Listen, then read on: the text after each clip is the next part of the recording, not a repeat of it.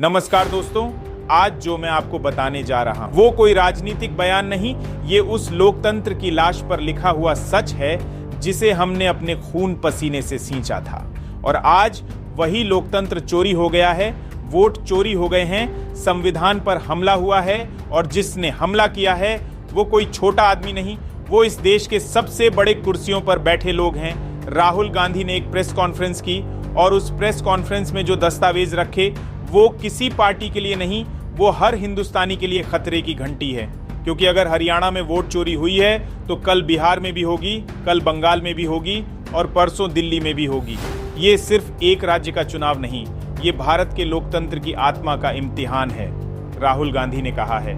3 लोगों ने मिलकर लोकतंत्र को चुराया है, नरेंद्र मोदी, अमित शाह और चुनाव आयोग के मुखिया ज्ञानेश कुमार। और ये आरोप कोई हवा में नहीं उड़ा दिए गए, सबूतों के साथ रखे गए हैं। हजारों पन्नों के दस्तावेज जिनमें वोटर लिस्ट है, फर्जी नाम है और एक मॉडल की तस्वीर है जो ब्राजील की है।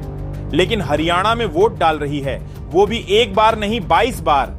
सोचिए जरा, ब्राजील की लड़की, भारत की नागरिक नहीं, हरियाणा की वोटर लिस्ट में दर्ज है, नाम कभी सीमा, कभी स्वीटी, कभी सरस्वती, और हर बार वोट डाल रही है। ये मजाक नहीं है, ये हत्या है, लोकतंत्र की हत्या, वोट के अधिकार की हत्या, हमारे संविधान की हत्या। राहुल गांधी ने कहा कि हरियाणा में 2 करोड़ वोटर थे, उसमें से 25 लाख वोट चोरी हुए, यानी 8 में से 1 वोट चोरी, 12% से ज्यादा वोट फर्जी। और इसी फर्जीवाड़े से बनी हरियाणा की सैनी सरकार, जिसे राहुल गांधी ने डकैती से बनी सरकार कहा है। अब जरा सोचिए, अगर एक राज्य में 25 लाख वोट चोरी हो सकते हैं तो क्या भारत के बाकी राज्यों में भी यही स्क्रिप्ट चल रही है?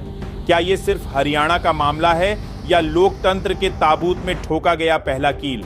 राहुल गांधी ने चुनाव आयोग पर खुलकर हमला बोला, कहा कि आयोग ने झूठ बोला, जनता से भी, संविधान से भी, सुप्रीम कोर्ट से भी।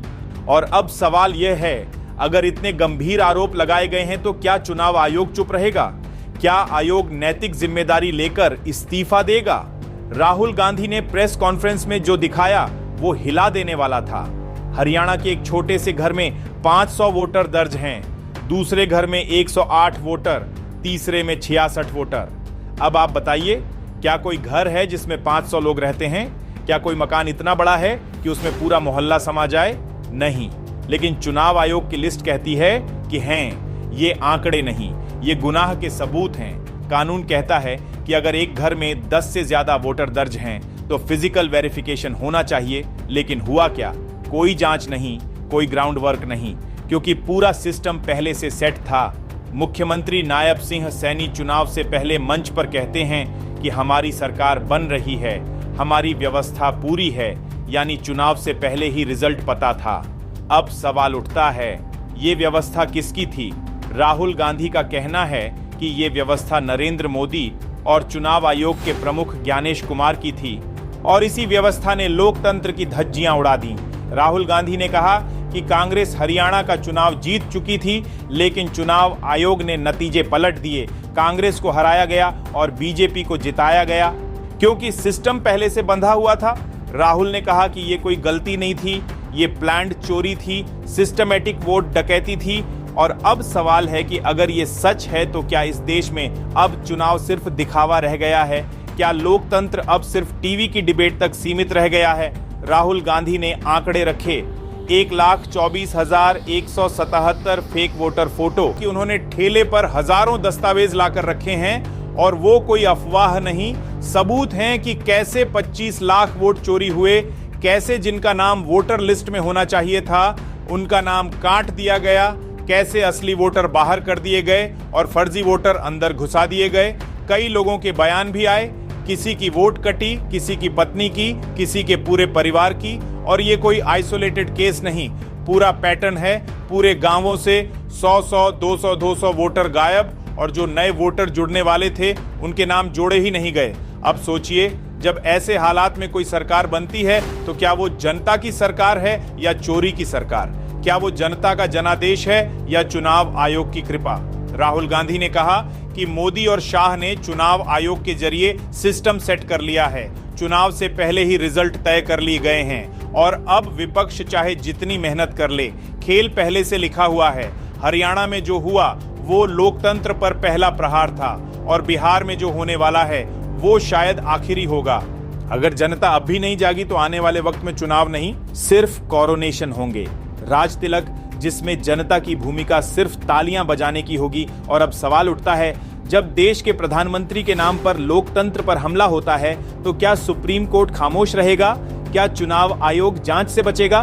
क्या मीडिया सवाल पूछेगा या फिर वही करेगा जो उसे कहा जाएगा? भाइयों और बहनों, ये वक्त है जागने का, ये वक्त है सच बोलने का और ये वक्त है सिस्टम को आईना दिखाने का।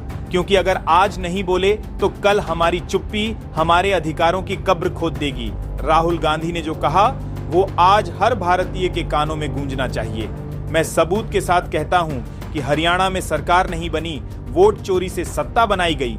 और अगर ये बात सच है तो लोकतंत्र को बचाना अब सिर्फ राहुल गांधी की जिम्मेदारी नहीं, पूरे देश की जिम्मेदारी है। हरियाणा की जनता ने अपना वोट दिया, अपनी आवाज दी, लेकिन सिस्टम ने उसे लूट लिया और अब वही सिस्टम बिहार की ओर बढ़ रहा है। वही चाल, वही खेल, वही सेटिंग, वही व्यवस्था। और आखिर में राहुल गांधी ने कहा, लोकतंत्र किसी के बाप की जागीर नहीं है, ये जनता की ताकत है। और यही वो लाइन है जो इस स्क्रिप्ट का सार है। अब सवाल ये नहीं कि राहुल गांधी सही हैं या गलत, सवाल ये है कि क्या हमारे वोट सही हैं या चोरी हुए। सवाल ये नहीं कि बीजेपी जीती या कांग्रेस हारी, सवाल ये है कि क्या जनता जीती, क्या लोकतंत्र बचा। क्योंकि अगर वोट की चोरी को हम नजरअंदाज करेंगे तो अगली बार हमारा वोट नहीं, हमारा भविष्य चोरी होगा। और मैं पूछता हूं, क्या इस देश का लोकतंत्र अब सुरक्षित है? क्या हमारा वोट अब सुरक्षित है?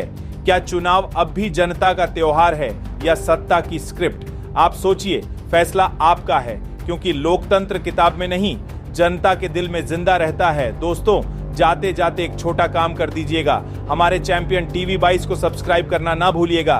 क्योंकि आप है हमारी ताकत, सच्चाई की ताकत है। और वीडियो को लाइक कीजिएगा। फिर मिलते हैं नेक्स्ट वीडियो में। जय हिंद।